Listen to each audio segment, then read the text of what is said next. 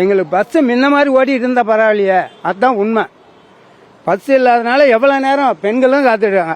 5 ரூபா இலவசம்னு விட்டுட்டீங்க, current bill ஏற்றிவிட்டீங்க, வீட்டு வரி ஏற்றிவிட்டீங்க, இன்னும் என்ன ஏற்றாம இருக்கிறீங்க? எல்லாமே விலை ஏறி போச்சு. எது இப்போ கம்மியாக இருக்குது? உண்மையாலுமே சொல்கிறேன், கடவுளுமே. எடப்பாடி இருக்கும்போது 2500 ரூபா கொடுத்தாரு பொங்கலுக்கு. கொடுத்ததை பற்றி நான் பெருமைப்படல, சொல்கிறேன் ஒரு பேச்சுக்கு.